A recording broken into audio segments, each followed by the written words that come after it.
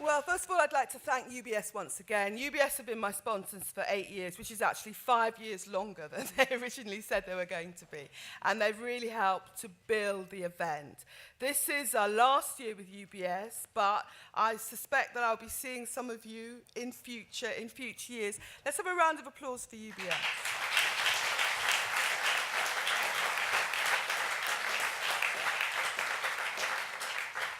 I'd also like to thank my fabulous celebrity speakers, stars of stage and screen, and some of our top corporate lawyers. Round of applause for them.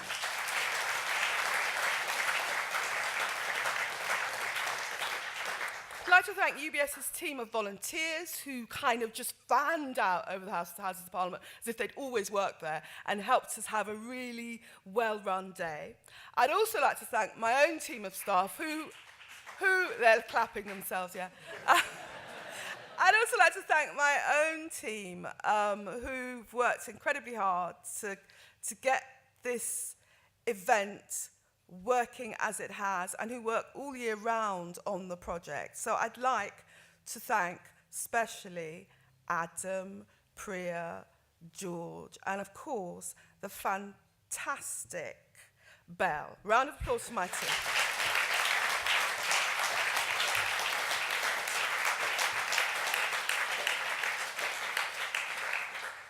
I'd like to thank the Speaker of the House of Commons, because without Mr. Speaker, we couldn't be here. Round of applause, Mr. Speaker.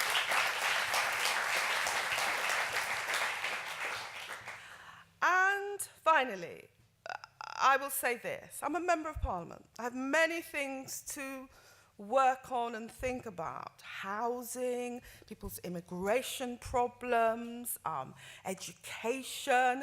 Just recently, we had a major debate in the House of Commons on Syria, and I had to take a position on that and try and offer some leadership on that. But this project has been close to my heart for over a decade, because I am very clear that as the daughter of Jamaican immigrants who left school at 14, I would not be standing here today without my education. As I said to you earlier, when I first told my teacher, my history teacher, I wanted to do Oxford and Cambridge entrance, she just said I wasn't up to it. But I did do it. And let me say, the virtue of my education at one of the best universities in the country was not the information that I absorbed, although that is part of anyone's education. It's that I went to Cambridge nearly 40 years ago, when it was very unusual for a working class child to go to Cambridge, let alone a black child. And it made me brave. It made me brave. It made me believe that what I wanted to do, I could do. It made me believe that whatever room I walked into, I was at least as clever as anyone else in the room. That's not a bad thing for a black woman who wants to make her way in the world to feel.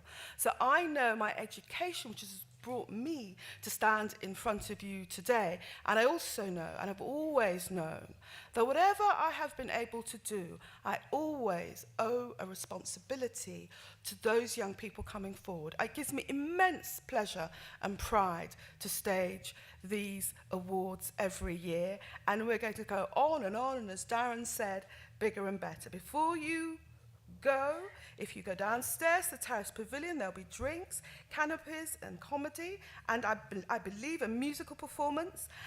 I want to ask you once again, a round of applause for our outstanding students.